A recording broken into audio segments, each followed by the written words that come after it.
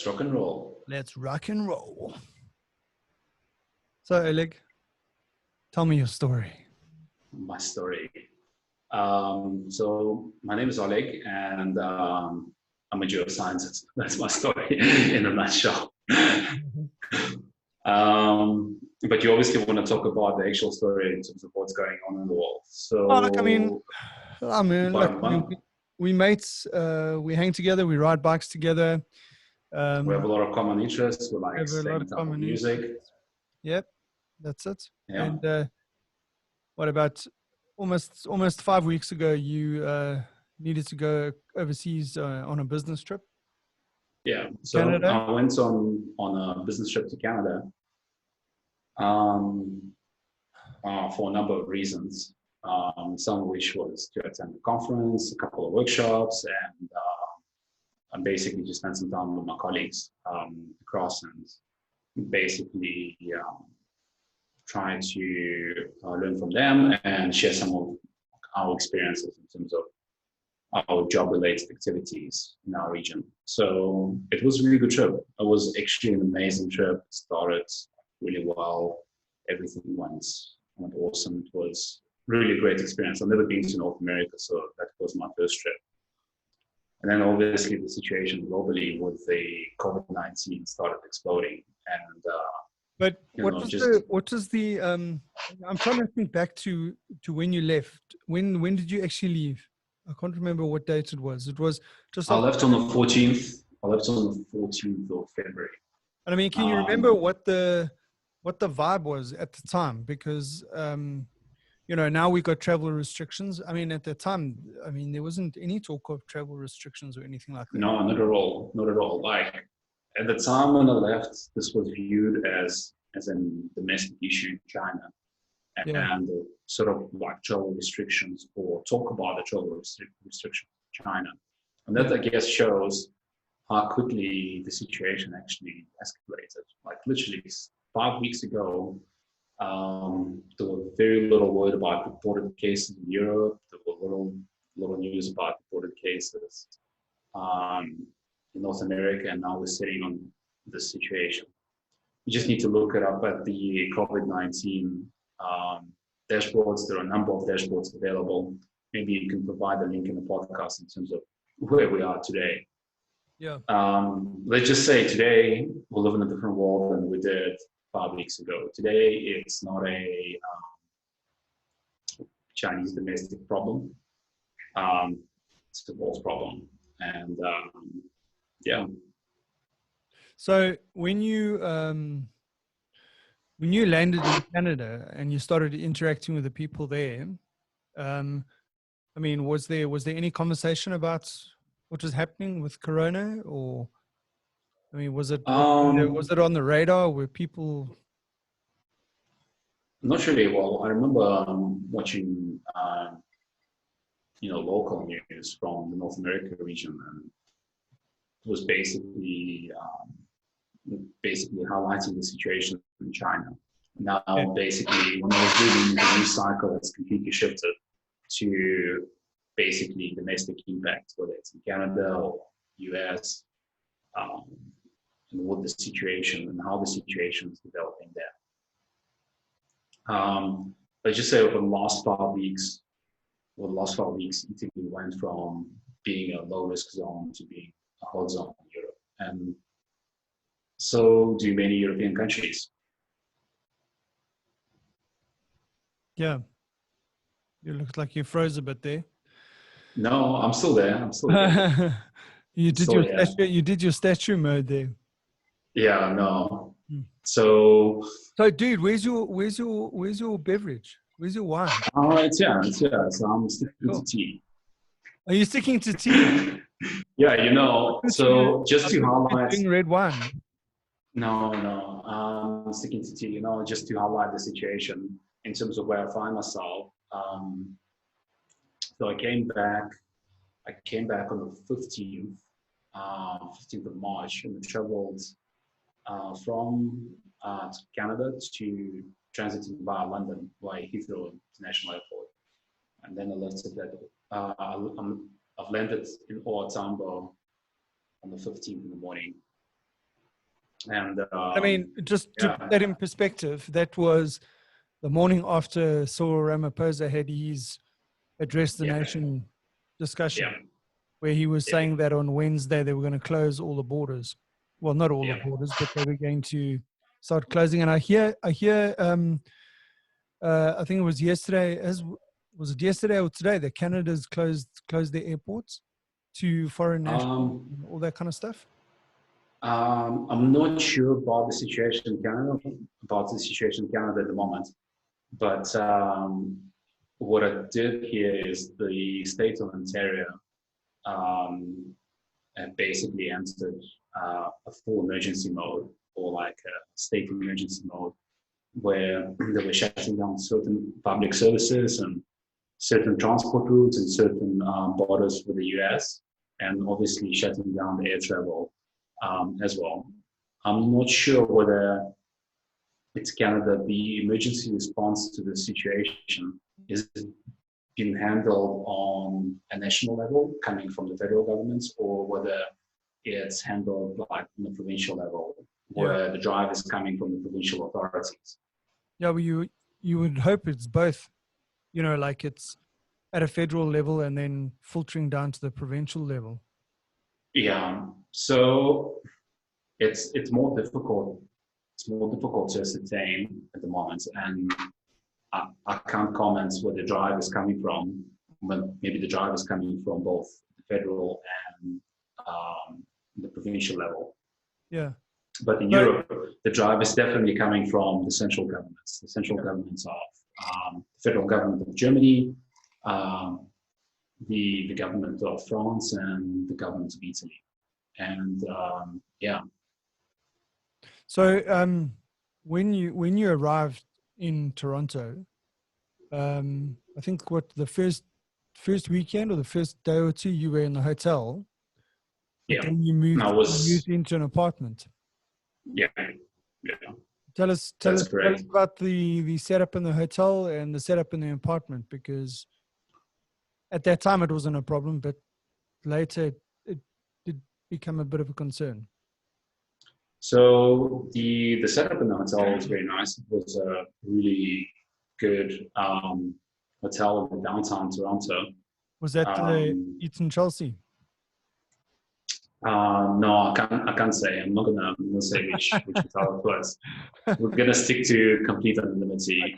I can neither confirm or deny. Absolutely. That I was downtown Toronto. And then I moved to an apartment, also very nice one-bedroom apartments further down south. Yeah. But in terms of the setup, basically anywhere in the vicinity of Toronto, you're dealing with the very densely populated urban environments where you have high-rise buildings. Everyone stays in apartments. Well, most people stay in apartments, and a lot of people use public transport to commute to work and commute around the city. Yeah.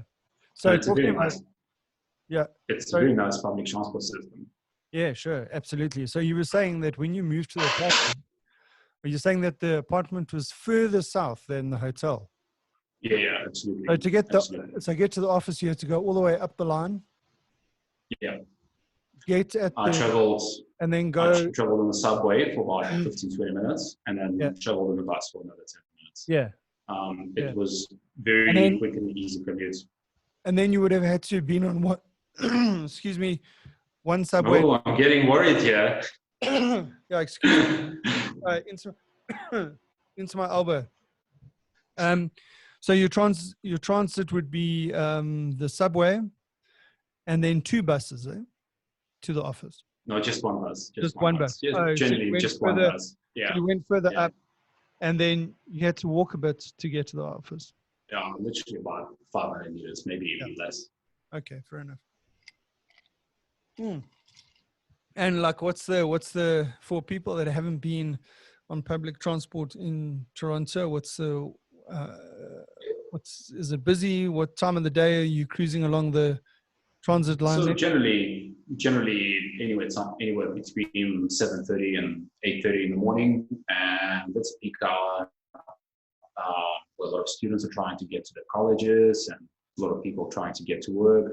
I wouldn't say it's as busy as in Europe, because when you look at the cities like Paris and Berlin in Germany or London in the UK, their subway system really transports a lot of people.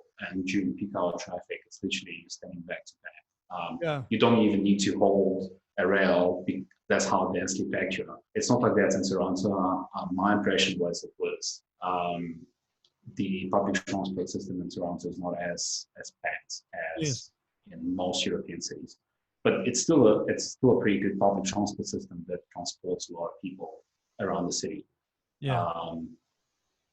And the periphery, all the surrounding suburbs. Yeah. And what was the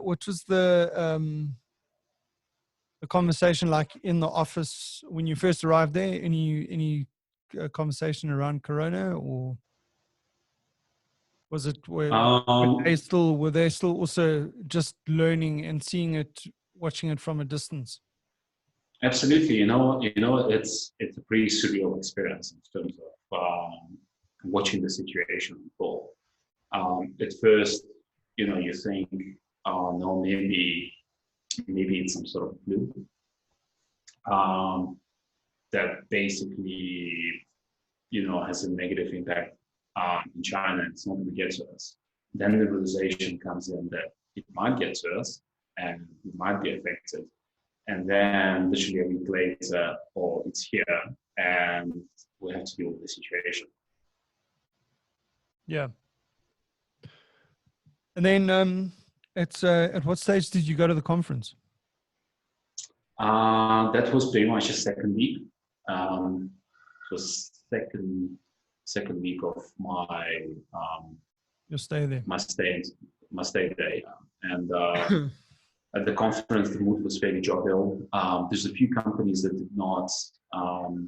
did not send exhibitors that generally would exhibit, due to the fact that at that stage, literally a week down the line, the situation was escalating and there was indications that the virus might potentially already be in North America.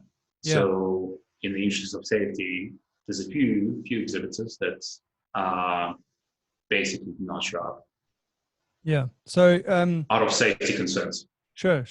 But I mean, they were coming from where? From Europe or China or? Different companies from different geographies. Yeah. Somewhere from Europe, somewhere from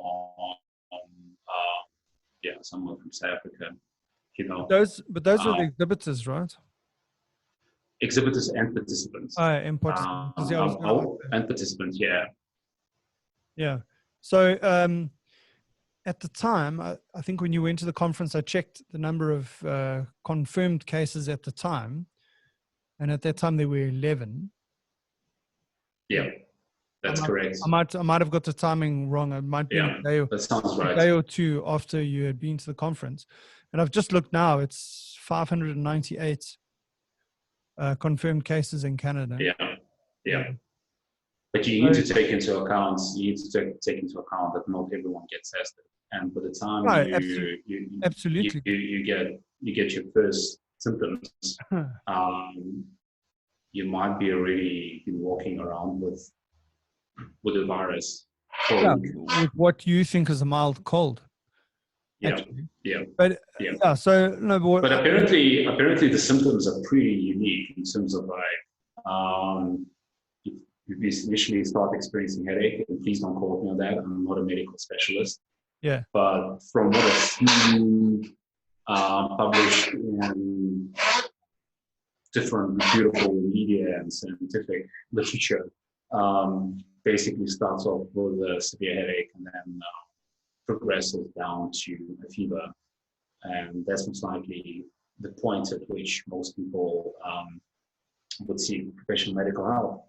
Yeah, sure, absolutely. And I mean, the thing is that, like you said, when one's looking at the numbers, these initial numbers, you can imagine that their approach is only to test the people that were high risk. So there would be a person that's exhibiting the symptoms, has traveled to what was classified as a hotspot, that might have come in contact with a person that has been confirmed to have the virus. Yeah. I mean, those are generally the only people that they're testing in the in the beginning. Mm-hmm. So, like you say, I mean, the local community transmission at that point is pretty unknown, and I think even now at this stage it's pretty unknown. Yeah, absolutely. Exactly what the extent. But I mean, that's not to alarm people, but I mean, it's just the reality of how it works, because I mean, in the beginning they don't have enough test kits or enough testing facilities, because I would imagine if you suspect you've got coronavirus, you're not just going to cruise into your local doctor and say, No, not at all. I think so I'm sick. different countries have developed very specific procedures in terms of the way that we handle these cases. And the procedures will differ in each case. In some cases, national hotlines to report it. In some cases, you would basically initiate a containment protocol by a GP, depending on the severity of the symptoms, as well as whether or not you have any underlying health condition and you fall into the high-risk category. But every country handles it differently, and I think that's one of the problems. Like, we don't have a unified approach to containing the spread of this virus. I mean, I remember when the outbreak was starting in China, and when the Chinese government initiated what was called the draconian containment measures. In China? That was in Wuhan, isolating the cities of, over 10 million people, 10 million inhabitants, sometimes isolating entire provinces, Well, I heard a number today. On what that actual containment was. What was it? Just for the interest. 700 million people. It's amazing.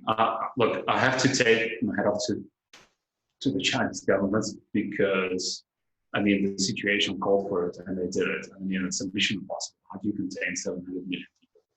Wow. Yeah, that's larger than, I think, the entire EU population. Well, I mean, and I think that's the thing, is that, I mean, you can imagine, I'm guessing in China, that they would have enforced it pretty, I think they realized what they're up against pretty quickly, and they basically went into survival mode and did whatever was necessary to contain the spread of this virus. And I think this is the situation where a lot of the European countries find themselves in today, because the public infrastructure is being stressed. In countries like Italy, France, they're starting to run out of hospital beds, they're starting to run out of medical resources to deal with this. And they understand that if you don't stop it, this will have a severe impact and very high mortality rates in your high-risk population. Yeah, absolutely. So did you, when you were going to the conference, I mean, was there anything in your back of your mind saying, I'm not so comfortable, or was it still at the point there where it wasn't something that was on your radar as something to be concerned about? I think the first, and I think that's where, Twitter is both great and bad, because you can spread a lot of false information through Twitter. But through Twitter, you get a sense of the general picture of what's going on, and very, very instant, immediate information. Although I think information coming out of China was largely suppressed.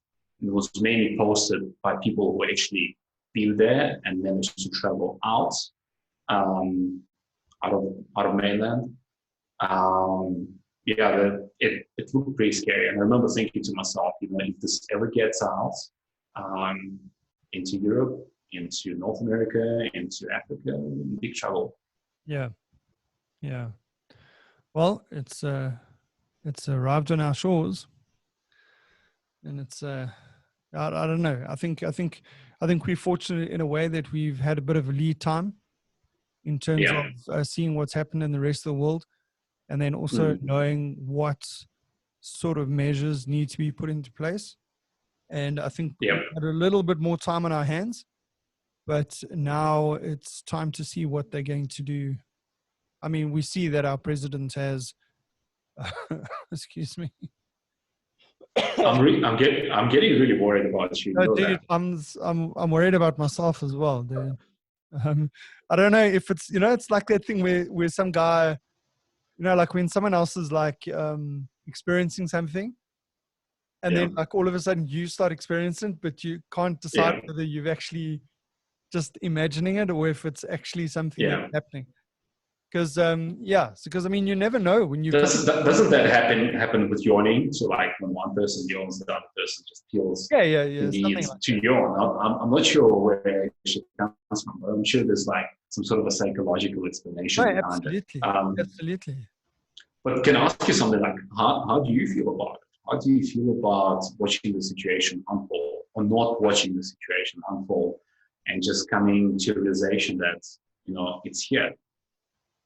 Well, so my approach to it has been, and this is a conversation I've been having with my daughters, is that because like you say, there's a lot of information coming out there.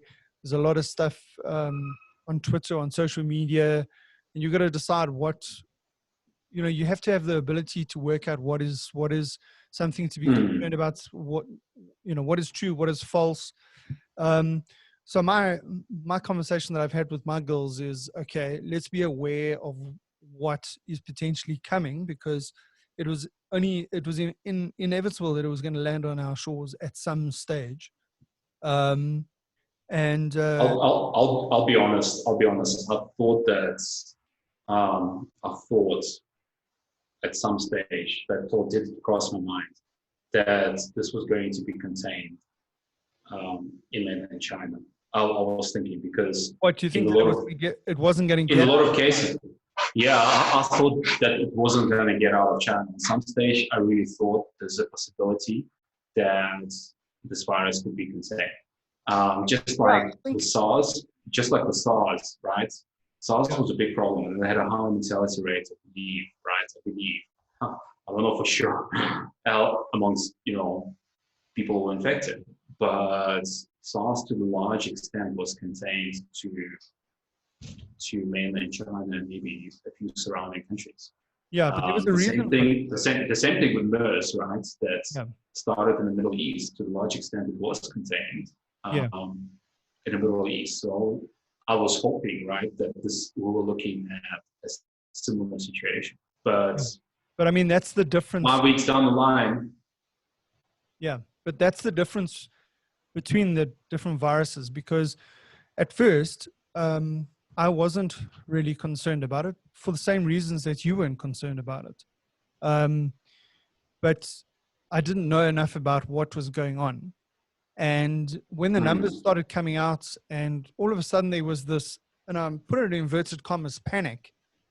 I was like, okay, but what's going on here? Why are they so worried about it? Because the numbers, the mortality rate is 2% or, whichever stats you're looking at. And, but the difference between this virus and the other viruses is that, like with SARS, even though the mortality rate was higher, the ability to transmit was very, very, it was hard for it to transmit. It wasn't that contagious. And that's why it was contained to such a small number. Excuse me. Excuse me. I feel like the Iranian president or minister of health at the moment. So the difference there is that SARS was higher mortality rates, but not as contagious. And what they said is that the people generally passed away before they could transmit it to someone else. It's insane. And then with I think it's with MERS, or if it was with the other one, with another corona-related virus, is that it was very contagious, but it had a very low mortality rate and very mild symptoms. So a lot of people that got it didn't even know that they had it. The difference with this one is that it's transmits quite easily. And even though the mortality rate is relatively low, the fact that it can replicate itself so quickly, the fact that it can transmit and spread so easily is what has concerned them. So I think it was on the 11th of January that China reported its first fatality related to this virus.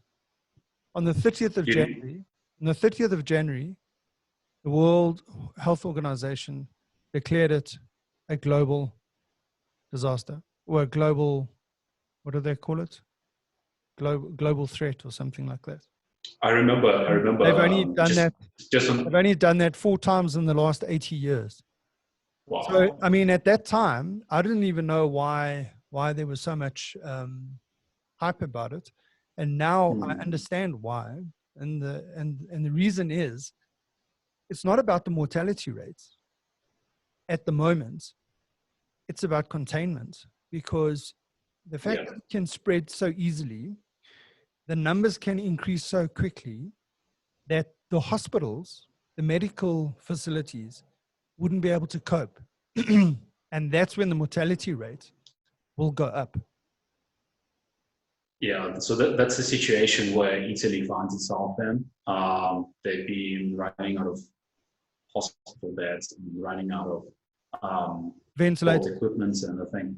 Ventilators to actually keep people on support, assisted breathing support, while trying to give them a chance to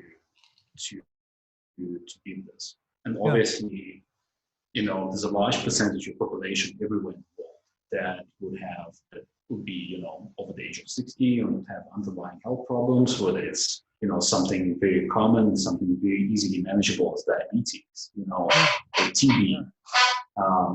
Once you get this virus, it becomes life or death situation. Yeah, but you see the problem with statistics is it really depends how you're looking at the statistics. Because like when you're looking at the statistics around the world, they're saying that the mortality rate is 2% or whatever it might be. But if you start drilling down region by region, and also when they talk about what ages are susceptible to getting the virus or whatever, if you look in different demographic areas, those numbers change dramatically. So you can't this is what I'm thinking. I mean, you can't look at the global stats and say, it's not that bad because it's only 2% mortality rate and it's only increasing a certain amount per day or whatever. It's like when you go look at the statistics for particular areas, that you see something different. I mean, in some places, the mortality rate is 50%. Okay, they've got low numbers. They've got low numbers of people that have been infected, but they've had higher mortality rate percentage-wise. Like in terms of the ages of people that contract the virus. I mean, in some areas I see it's 70% of the people that have been infected are between the ages of 20 and 29. So it's not to scare anyone, but I'm just saying that one needs to be careful about when one's looking at the stats. And because, I mean, that's what I was looking at in the beginning and saying, we've had SARS, we survived that, we've had this, but it's only when you go and actually investigate why the people that know what they're doing are so concerned that you actually understand it's not really about the numbers per se. It's about the fact that and the thing is, because they've never seen this virus before, they actually don't know exactly everything about the virus. They can predict based on previous viruses. They can interview the people that have had it and survived. Sorry, I'm just gonna message someone because I think my connection is jumping around. Yeah.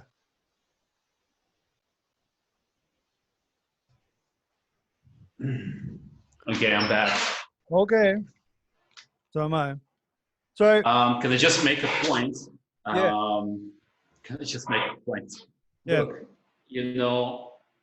I think statistics is really good, and statistics gives us an indication of where we're going. But on a personal level, maybe call me an idealist, right? yeah, But I think even one fatality is unacceptable. I think we should do everything in our power to save as many people as we can possibly can, yeah, because yeah, we're not talking about percents. We're talking about actual people, yeah, somebody's sure. parents, somebody's grandparents, somebody's uncles. You know, um, we're talking about actual people. This will have a devastating effect on their families, on their close ones. Yeah, You absolutely. know, Absolutely. I mean, talking about that, um, like, so, I mean, you were asking me how I'm feeling and how I'm, looking at this whole thing unfolding. Is, I mean, as recently as last week, I was having a conversation with my parents down in Cape Town, and my dad's like seriously worried about um about this. Okay, and I'm saying, Dad, what you worrying about? It's still there. It's far away. It's only six. It's only 5 people or 9 people that have been reported, and they come from overseas. And if they contain it, it'll be. I'm like, there's nothing really to be worried about yet, if you know what I mean.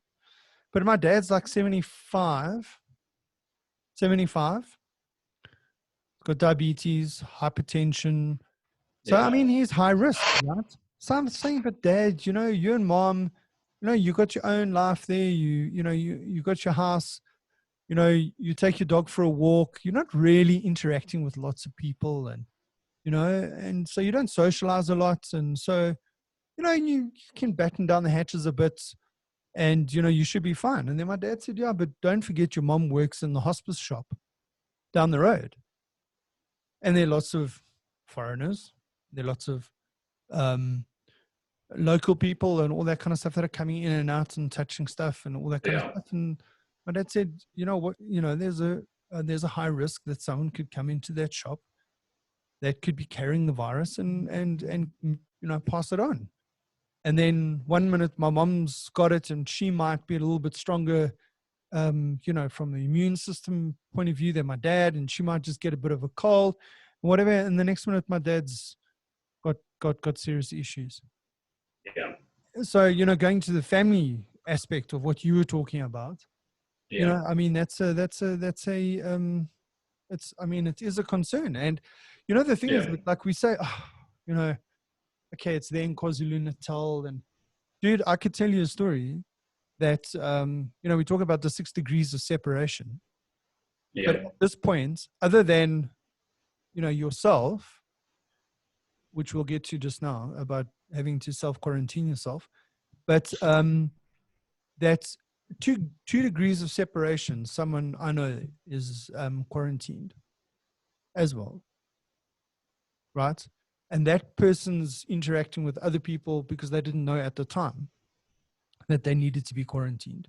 They don't have the virus, or they haven't been tested, but they've self-quarantined based on their potential exposure, and they have been mm, exposed to people that I interact with. So it's like almost like irresponsible to say, it's not going to happen to me. It's happening there in KwaZulu-Natal, and it's not that close. Geez, dude, before you even know it. And I mean, like we were talking about, you only really know about the people that have been tested. You don't know about the people that yeah, have got a strong immune system. They just think that they've got the normal seasonal cold, yeah, and it passes in a couple of days, a week, maybe maximum 2 weeks. They don't even think about it because they got it last year, similar thing last year. This year they get the same thing again. But meanwhile, they're walking around, they're in the shops, they're going to work, they're going on the car train or whatever it is. yeah, And I mean, it's not to scare people, but the sensible thing is this, the whole social distancing yourself. Like, last week, Wednesday, and I mean, this is even before I like pulled the trigger on my views on this, because last week I was like, don't really worry about it. Let's be sensible, but let's not panic. After Sunday night address, that hit home. I mean, when you tell me that you are closing the schools, right, and you're going to be closing the ports, and you're going to be canceling everyone's visas, holiday visas to this country. I mean, that's a serious thing. It's like, what do they know that I don't? It's extremely serious thing. Yeah. It's extremely serious thing. But on that, so like Wednesday last week, I decided, you know what? I'm now, based on what I know, even though I'm not that concerned yet, I'm going to socially distance myself. So I was supposed to go out on Saturday night to an establishment to go watch and listen to some music. I was going to take my kids with me. And I thought, nah, I don't think it's a good idea. I think you're making a right decision, both for yourself and for the sake of other people. Like, in the end of the day, we and not as me and you, we globally need to stop the spread of this virus. Yeah. Otherwise, we're going to face some grave consequences. Yeah. So I'm not really worried about economics. We can always take a hit. The main thing is limit the human impacts on the elderly and the vulnerable populations, because especially during this time, a lot of people that find themselves in a difficult position of facing their reality feel isolated, feel neglected, I guess, feel abandoned.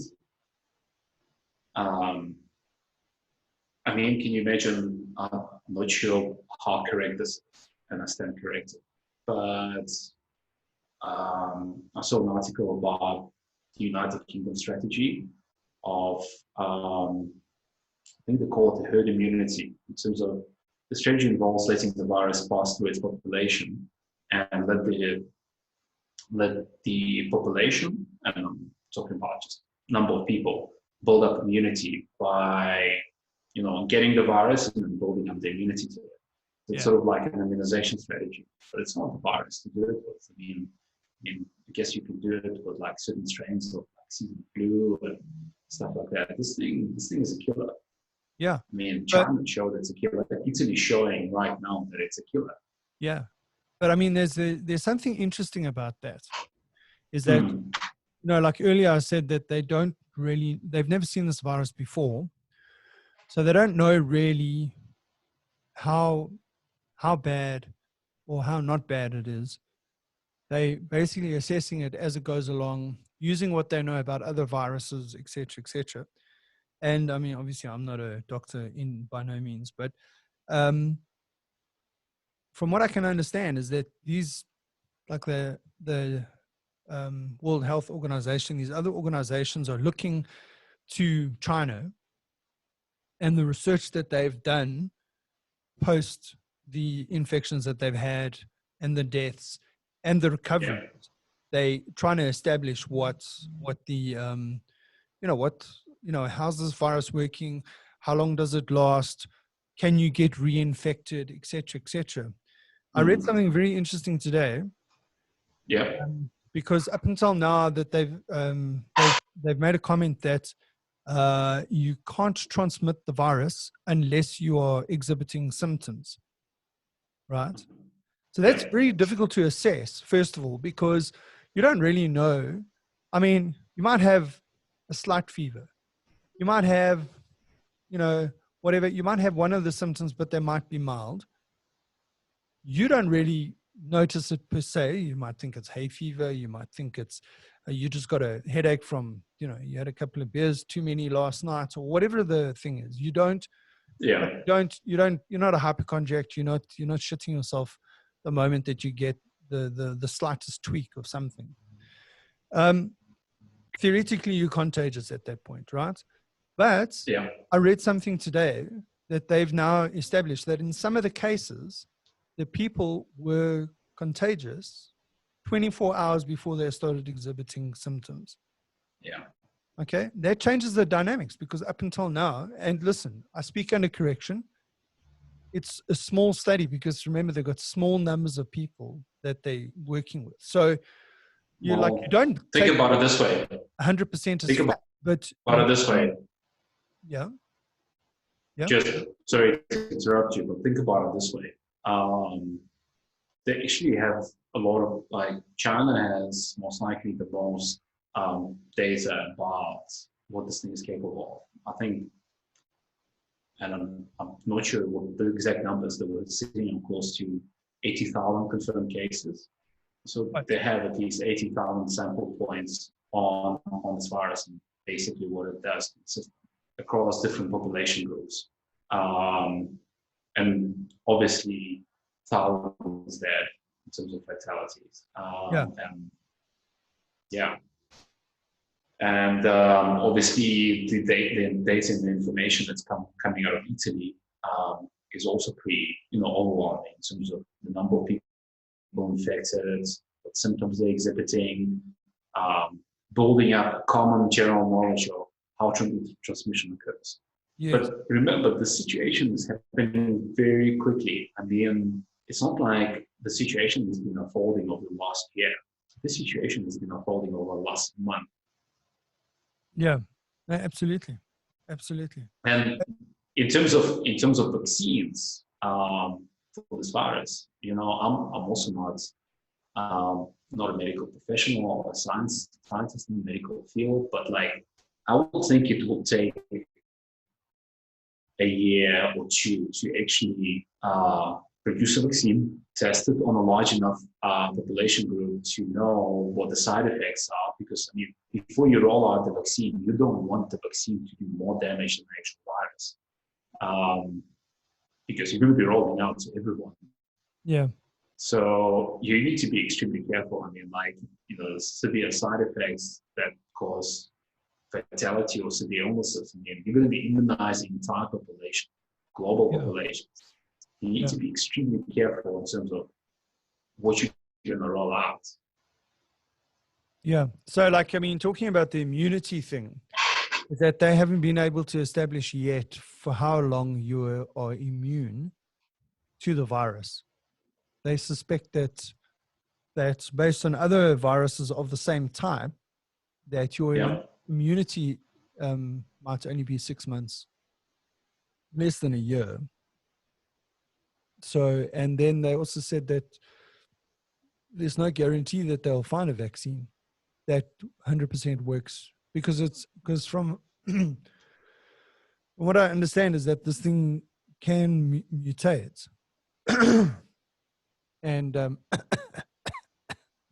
dude, I'm seriously worried now. Really. Yeah, maybe I should be self-quarantined, but not you. Eh? Do you have a headache? I'm serious now. Dude, I can neither confirm or deny that I've had a headache for the last week. Okay. But please take care of yourself. No, I am, dude. I am. Listen, please take care of yourself. Be reasonable and if things line up, right? And you have a cough, you have a headache, you have a number of other symptoms. Do the right thing. Get yourself tested, regardless of how much it costs. Yeah. Don't worry, dude. I'll definitely will. Look, I've always got this. If I drink coffee or something with milk in it or whatever, then I get this probably shouldn't be drinking milk. That's what gives me that almost like phlegm in the throat, or so I wouldn't be too concerned about it. But I mean that's the thing. It's okay. So I had a headache on the weekend and it lasted for Saturday. Okay.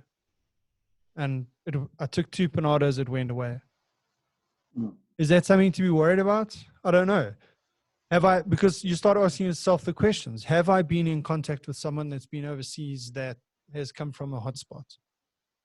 From what I know, no. Maybe? Yes. Actually, Maybe? most likely, yes. Most likely. Oh, well, Yes. yeah, Like, you've got to assume. be honest with yourself.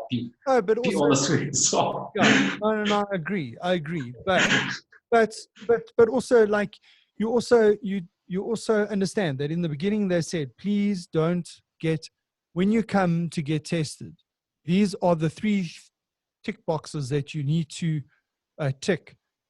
Yeah. We're going to test you for corona. One is, have you been in contact with anyone that's been in a high risk area? Right? I can't say yes because I don't think so. Not that I know of.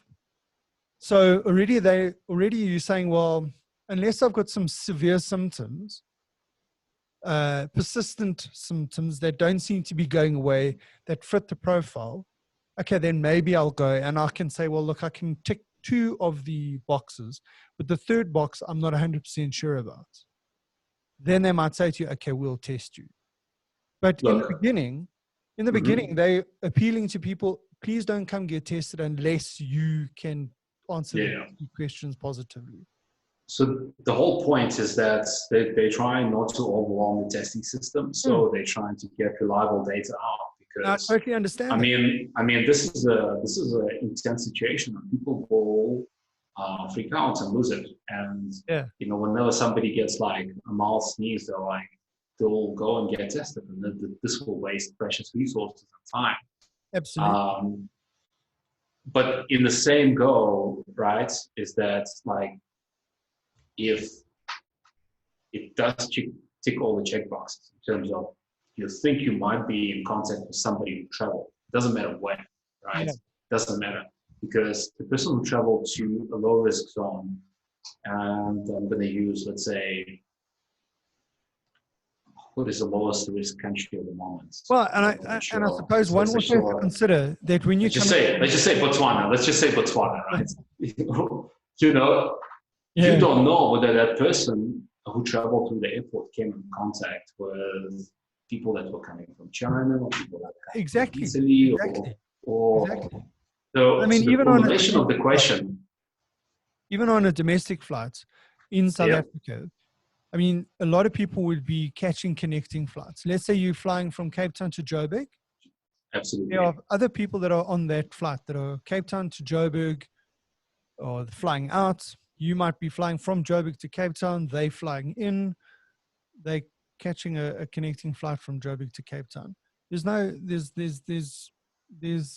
You can't guarantee that you haven't come across someone unless you've locked yourself up in Absolutely. No, that's impossible. Like, especially like if you fly in economy and if you fly in business class on domestic routes, you basically share the same cabin space with a lot of people. I guess I'm going to open up the next topic and I'm going to talk about paranoia. Paranoia? Yeah, the whole social construct of Black Sabbath. Absolutely, that's it. But like I'm talking about the social construct of when the disaster hits, people go off the rails, panic buying. You mean like buying stigmatizing certain groups of population, etc., etc.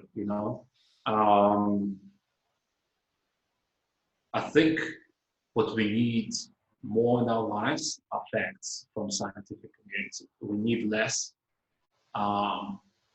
It's very simple to make connections, in terms of like to make connections in your mind that, this virus comes from China. If I avoid Chinese people, for example's sake, I'll be fine. That's complete rubbish. This is a global thing. Everybody's affected. Everybody's in the same boat. We're all in this together to a certain extent. We need to pull our bootstraps and do whatever required to mitigate the situation, to prevent further damage. Well, I mean, so can I give you an example? Can I give you a quick example? Yeah, give me an example. So I was standing in the queue at the passport control at Oleg International, and is this coming back? Coming back. This is when the situation was getting tense, and everybody knew that South Africa is going to close the borders in basically the next day.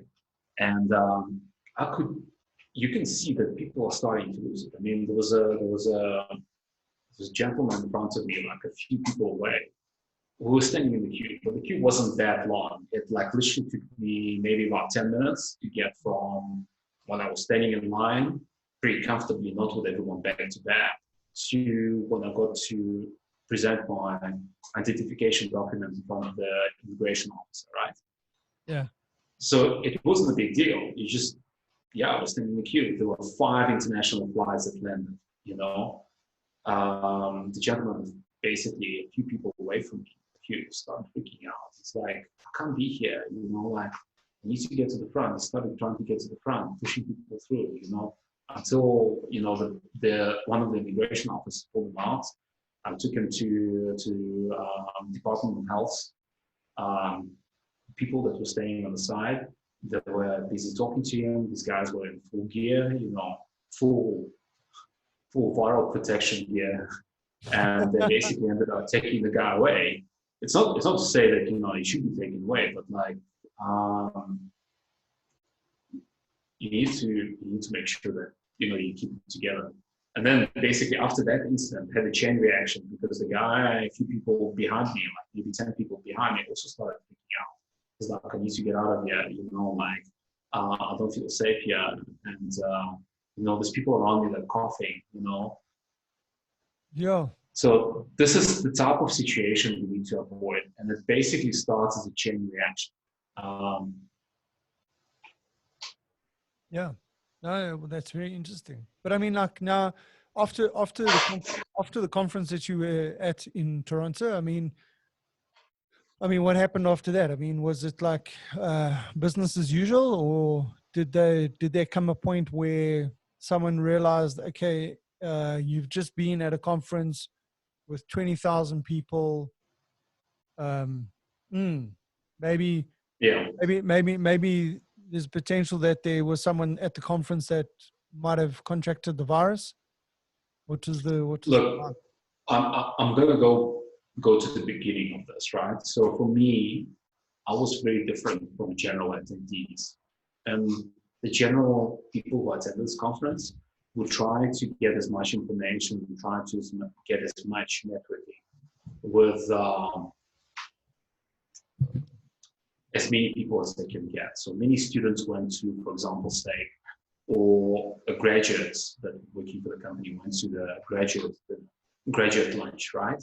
There were a lot of people there, you know. For me, I had a very dedicated mission. I wanted to come to a certain session, which was only 1/4 full, right? So I was literally sitting away 5 meters from like the closest participant. It was empty, right? It was a technical session, so this is the reason why it was empty, you know. And in terms of discussing anything with the exhibitors, I had a very dedicated plan, because I know I have a day, I know I need to address the issues that I wanted to address. So basically spoke to 2 exhibitors, maybe 3 tops, and I was out of the exhibition hall. So for me, it was like a very focused, very dedicated session to get the issues sorted, get it done, and basically try to take a lot of things. So half of the day was basically spent on getting the issues that I wanted to get resolved with the 2 exhibitors. And the second half of the day was basically half empty, or 3/4 empty technical session. Okay. And that was it, you know, and then I left. But I mean, 24,000 people injured, like, you don't know who you saw, and you don't know who you didn't. I mean, the guy behind me in the escalator could have been coughing on me. I wouldn't have noticed that stage. I think that whole But I mean, were you aware? When I was flying, I wasn't like, I'll be honest with you, I was really, it wasn't like in the back of your mind, really. It was in the back of my mind at that stage, and I was just trying to get things done and trying to move on with what I needed to accomplish while I was there. Yeah. I gotta be honest with you, when I was flying back, this whole situation has changed. So sitting in the business lounge in Heathrow, whenever anyone coughed, everyone, I mean everyone, turned around and looked at them. They turn around and check where the cough is coming from, whether it was coming from behind or coming from wherever. And that lounge was full. That lounge was And packed. how many people were It was more packed. A lot. Can I be honest with you? I have to say that I'm not impressed with the way that, I don't know, maybe you can say UK dealt with the situation. Okay. When I was going through the security check, the line was literally 200 meters long, close to 200 meters long. And the reason being is that the security was checking some old lady's bag for 30 minutes to try to find a pair of nail clippers, like small nail clippers, right? Scissors, but nail clippers in a bag. But that process took 30 minutes. That means that entire line is stopped. Yeah. And I mean, 30 minutes. Can you imagine? With London Heathrow, you know, with all the international flights coming in the morning, right? Can you imagine how big that line was? Yeah, I can imagine. I mean, under the circumstances. Mm. So did you tell me that there were lots of flights that had been cancelled while you were doing your layover? Yeah, so when it was at Heathrow, a lot of the US flights were cancelled. You can see on the display screen, a lot of flights going to the US. You just see cancel. Really? So there was a lot of American tourists visiting Europe, trying to get out, trying to get back home to the US, that we jammed up in a lounge. And one lady that was sitting behind me, she basically spent the last 48 hours in the lounge trying to get back to the US. Yeah. Yeah. That's like quarantine of a different kind. Eh? It's not really quarantine. It's basically double or triple, quadruple exposure. Yeah. Yeah.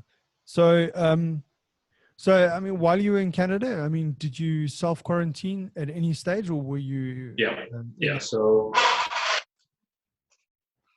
when the first case came out, first positive case came out. And this was the positive case at the conference?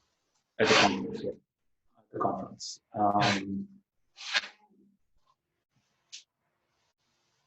We were basically given an option to either self-quarantine or not self-quarantine. And then were advised to self-quarantine. I can put it this way. Yeah, yeah. So, and then like now when you got back to Johannesburg, I mean, you now self-quarantine? Here I'm under total quarantine. So I'm one of the people that are in a very fortunate position. And I'm very blessed and privileged in the sense that I own a big property in Johannesburg, and I have an out cottage that's completely separate from the main house. And a beautiful wife has set it up for me to actually spend 2 weeks in a complete isolation from basically the rest of the family that lives inside the house. Yeah. Because it's a very serious thing. I mean, I wouldn't want to pass it to her, who then passes it on to her colleagues and her parents. I mean, it's a responsible thing to do. Absolutely. So you self-quarantine until when? 2 weeks. 2 weeks from the date of my arrival. So I came in on the 15th, so that puts it at 29th. Yeah, so the end of the month, really. Yeah. Wow, that's hectic. So I mean, it's a necessary step. So I have everything that I need here to actually work and live well. I mean, I have my own little lounge, my little kitchenette, and my own separate bedroom. Yeah. What are you doing? So I feel that kind of stuff. My wife stocked me up. I don't have a fridge, but I have a lot of non-perishable food that I can make. I have a lot of 2-minute noodles and cereal. Is it your chair that's speaking like that? My chair that's speaking, yeah. I've been sitting in this chair for the last 3 days. Yeah. Yeah, it looks The like it's chair is getting a bit getting, hot in that chair. yeah, it's getting hot in here, and I have like a stable internet connection, so I can be basically in direct contact with my colleagues who Well, are working at the you're office. working from home. You're working from home is Yeah, essentially what it is. yeah, That's, yeah. even though you're self-quarantined, it's not as if you're self-quarantined and you're not productive. You No, are. no, no, no, no. Oh, I'm actually being very productive, very diligent about the way I'm trying to deal with the situation. Because yeah. at the end of the day, we still need to get things done. The company Yeah. will depend on it. So I'm trying to do Oh, my well, best I think in this day and to age, we're very lucky to be able to, we've got decent broadband. We have the equipment to work remotely. And I mean, the reality of, I mean, I was thinking about it in the last couple of days. Since Cyril made his announcement, I'm like, okay, if I want to make my contribution to stopping the transmission of this virus, in other words, I break the chain, I've got to yeah, self-isolate myself. So yeah, I've gone to the shops and I've bought enough stuff to last me 2 weeks. I yeah, don't have to go to the shops anymore. yep, The only thing at the moment is that we're still trying to work out what to do in the office. But theoretically, I can do at least 95% of my job function I can do from home. yeah. So it's about I getting can do I can do the same. I can do 95% of my function from home. the And 5% under that I current can't do and is go to the canteen. yeah, and under my conditions, right? I actually feel that I'm more productive, but that's because I'm stuck in four walls, right? I Yeah, cannot sure. do anything else. Like I love what I do, so it's pretty interesting for me to actually, do some work and get things done. So I end up working more because there's nothing else to do. I can't go out. I can't go speak to my wife. I end up WhatsApp video calling with my wife despite she's like 30 meters away. Yeah, well, so like you like one of the modern teenagers now, huh? Proper millennial. Yeah, having a conversation with No, your no, that's not for me. That's not for me. It's really not for me. yeah, yeah. So I mean, like, I mean, like you 3 days into it, right? I'm 3 days into it. 3 days into it. Still got a long Yeah. while to go. At what stage? I mean, you said to me before we did the call today, you did some exercise. What did you do? Just go Yeah. run up the stairs in your garden. Just ran up the stairs 10 times, just trying to get some physical motion in. Yeah. Because I've been sitting in this chair for the last 48 hours. I didn't want to go out because I didn't want to jeopardize the situation, but we discussed with my wife. She's like, no, I'm not actually using those stairs. Like you can go and run there, avoid it and stuff like that. Yeah. I mean, it's in the garden. So, I mean, you live in an area where there's a lot of sun. Yeah. Yeah. You've got some stairs up there to, like where you can actually climb. Yeah. Yeah. It's really good exercise. And I need to get some exercise. Absolutely. I'm just sitting in this chair for 48 hours. I need to get up and, do some actual physical activity to keep myself healthy. Yeah. So, I don't know if I explained this right, but my biggest concern was actually going through Heathrow. Yeah. Because understandably. The biggest concern was going through Heathrow because at that situation things were exploding in the UK, and I think by the mere fact that by the time I was going through Heathrow, I was already 12 days into a trial period after the conference. So I knew I haven't manifested anything after 12 days, no symptoms at all. More or less, I think I'm okay, Yeah. No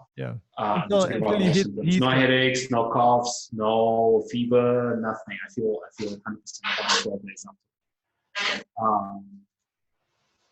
I was still taking precautions, so I was still trying to socially distance myself. But going through here, I just opened up my eyes because there were, a lot of people that are coughing, they're sneezing, I don't know whether they were running a fever. But look, I think if a few people, and I'm not sure how many, got pulled off our flight by the health officials to get their temperatures and just evaluate whether they're okay or not. Yeah. Yeah. So, I mean, if you were to have some advice for people that are self-quarantined at this point in time?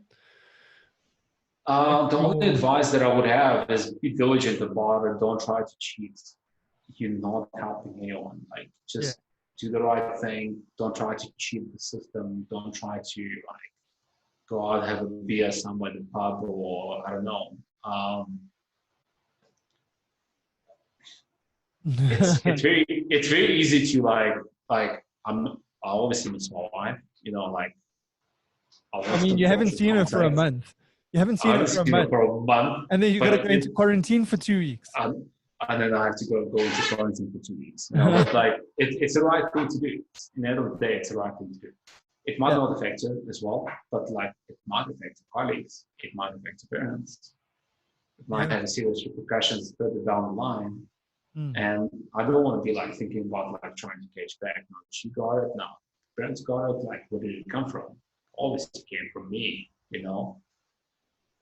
Absolutely. Yeah. Yeah. I mean, you want to be the person that if you did have it, God forbid, you would want it to stop with you. Yeah. Because I want it to stop with me. I don't want it to be an ongoing thing that will infect 10 other people. And I have to think about who I infected. Because you know what's a scary thing is and I'm going to give an example. So one of my friends, I was in contact via WhatsApp with him. I told him I'll come back. Okay, cool. Awesome. I'll come back. I'm glad you made it back in time. And then he's like, well, dude, you know what? 2 days ago, I got the news that one of my colleagues in the company where I'm working has been positive confirmed as COVID-19 positive case. And he's been confirmed after a week of being at work after an overseas trip. So I'm trying to hectically remember whether I spoke to him, whether I shook his hand, whether we had any interaction or any meetings. Does it look like I had any meeting scheduled with them? What's going on?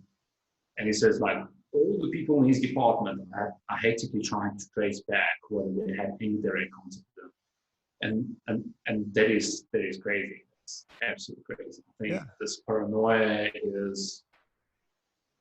I suppose also in a way, I mean, there is an element of /paranoia that comes into that, but there's also, absolutely. But there's also a certain level of responsibility in terms of trying to establish at what stage you had contact with that person, so that you can then tell all the people that you had contact with thereafter, okay, this is the situation.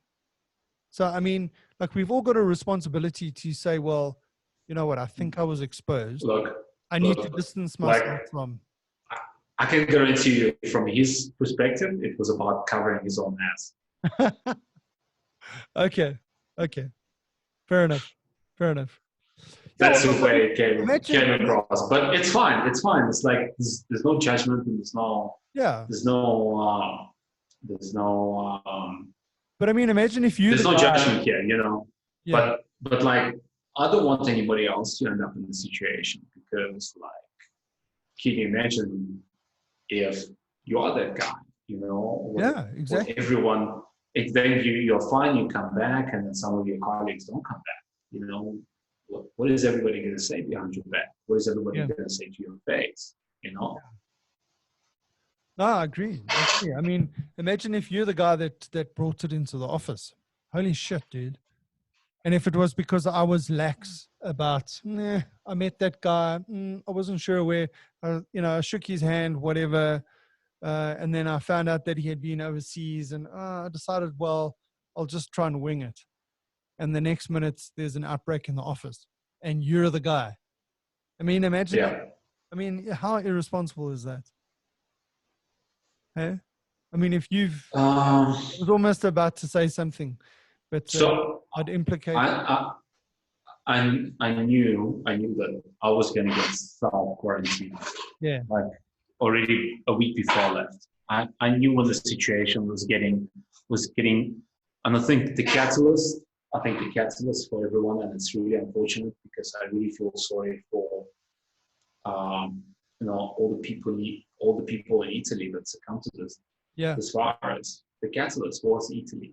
I think Italy was what opened everyone's eyes and said, wait, Italy is a first world country. They have a first world, healthcare system. They got one of the best national healthcare systems in Europe. Look what's happening there. And I think that was the catalyst that actually changed a lot of people's minds and a lot of people's perception about this virus. Yeah, well, I must tell you a story. I've got a school friend of mine who lives in Italy. And I dropped her a message over the weekend just to find out how things were going. And she said to me, it's hectic there in the sense that they are all have to self-quarantine. They're all quarantined in their own homes. All the, her kids, obviously, they can't go to school. They are all they're homeschooled at the moment. They're doing online classes and all that. And she said that everything is closed except for the supermarkets. And when you go to the supermarket, you got to wear a mask and you're wearing disposable latex gloves, right? You stand in a queue outside the supermarket. Everyone there is 1.5 meter distance between each person standing in that queue. And only one person at a time is allowed into the supermarket. I can imagine how long that queue is. Hey, dude, you grew up in Eastern Europe, right? Yeah. So do you remember when you were? I'm used to bread. Yeah, I did. I actually did. I used to queue for a lot of things, and I used to hotspot a seat in the queue for a lot of things, and as a kid, and that was not because of the deadly virus. Yeah. It was because of the fact that there was a short line. But can you imagine, right, that the first world country like Italy is actually implementing these measures? Yeah. If that doesn't tell you that we're dealing with a serious threat, what will? Okay, but now I've got a question for you. Okay. Yeah. Here we are as South Africa. We're sitting here. We're watching the rest of the world. We've got our numbers that are ticking up at whatever rate they are. Let's not worry about the rate. But we have to worry about the rate. We're seeing where it can go. We're seeing what those countries are having to do to contain it now. What do? Do we wait until we hit a particular threshold before we? No, we can't wait. We can't wait. We have to pull the trigger now. We need to cut in the cup because this thing, you can see, right, what happened in Italy, right? You don't want to end up in that situation, right? You need to pull the trigger before because you can save hundreds and maybe thousands of lives, right? Yeah. And that's what our priority should be. That's all I gotta say. Yeah. So what I was curious about was the whole canceling school approach on Sunday night, because at the time that I heard that, I try and not read too much of what's going on in the news. I'm just wanting to get the core gist of everything. I don't want to be reading all the regurgitated news and hype and all that kind of stuff, because I want to distance myself. So I hadn't really gone into the sort of behind the scenes, but why are they so worried? Why are they making these drastic measures and all that kind of stuff? I hadn't really, it's only this week that I've actually started going and reading up on that kind of stuff. So on Sunday night, I have to admit that I was relatively shocked, in inverted commas, that they canceled the schools. Okay. I've since found out the reason why they do that. Okay. Now, even though the the kids at that age are at a very low risk in terms of mortality, as an example, that doesn't mean that they don't catch the virus. Okay. And they don't spread it. But they do spread it if they install. Yeah. They become the vectors that rapidly transmit this, something like this, because for sure. they're interacting at a close proximity. They sharing facilities and they're not as vigilant as, let's say, as us sort of adults. That because I mean, how do you get a 6-year-old or even a 10-year-old to continue remember to be washing their hands, not touching their faces, not touching surfaces, and if they do that, they wash their hands, that they're not laughing at one another and playing around. It's a mission impossible. It's a mission impossible. Mission impossible, yeah. So, and I mean, that's one fight you're never going to win. Yeah, absolutely. So, so I mean, so like now I understand more about the measures that they are taking. But I mean, it's like, okay, well, what does the rest of the country do now in terms of, okay, so the president has stood out there. He's pulled the trigger on the emergency plan that they've got in place. Can I just say something? Yeah. Can I just say something? I have to give credit to our president. I think that it was an absolutely right move at the right time. And it was the right. I mean, I have to.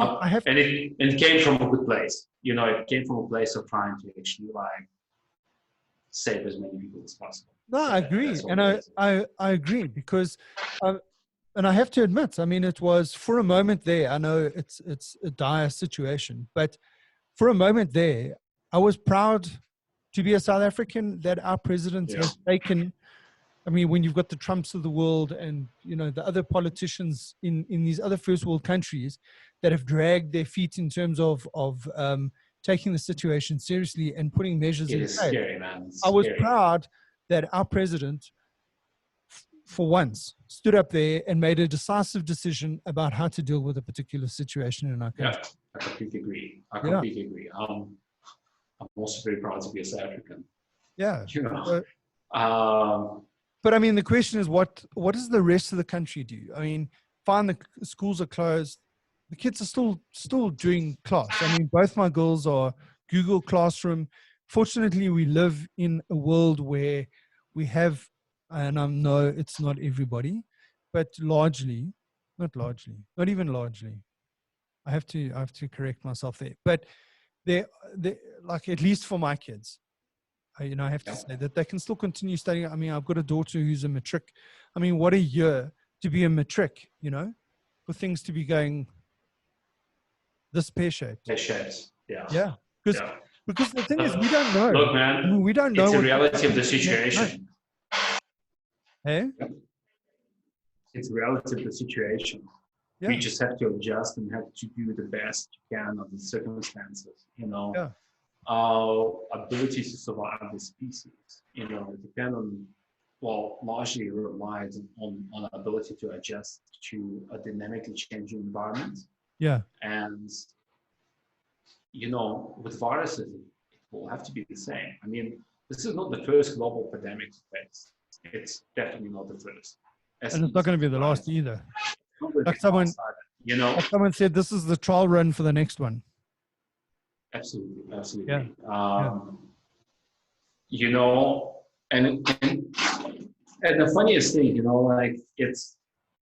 it's always the invisible enemy that will get you, man. A virus, I think I saw on the news somewhere that it was 110 nanometers thick. That's 10 to the power of -9, right? Yeah. Thick. It's smaller than the mask that you're wearing to filter it. Most masks, except highly professional crop-grade masks, that will get into your lungs and nest and replicate in there. That could potentially cause you demise. Yeah, that's the reality of things. It's not nuclear weapons that's sitting in silos. It's a little bacteria that somebody coughed out and somebody got from somewhere. You mean a virus? Yeah. virus. Sorry. Yeah. So I just need to remind viewers that English is not my first language, so yeah, I'm doing my best. So I corrected you, Yeah. friend, more than anything else. Thanks. But I mean, yeah. Anyway, so I mean, listen, we could go on and on about the stats and the number of cases at the close of the day yesterday and how many there were by 10 o'clock this morning. I mean, we could create some panic if we wanted to, but I think there's no need to panic. There's no need to panic. Sorry to interrupt you, but we need to remember, a few key things. Because the countries that are currently going through the thick of it is China, a lot of European countries like Italy. They give us a roadmap of what's going ahead. So in terms of the measures they implemented, in terms of the number of affected people, in terms of the resource drain on the medical systems, and in terms of number of people who will eventually succumb to this virus. So we have a roadmap ahead. We can gauge ourselves. We mustn't replicate the mistakes that's already been done, and we must try to, as they say, hashtag flatten the curve. Flatten the curve, man. Yeah. Corona must fall. Absolutely. So I must tell you a story. So today I was just reading up on some stuff on Corona. So I do a Google search. Okay. Let's call it COVID-19. No. I put in there why has Corona spread so quickly in Italy as an example, right?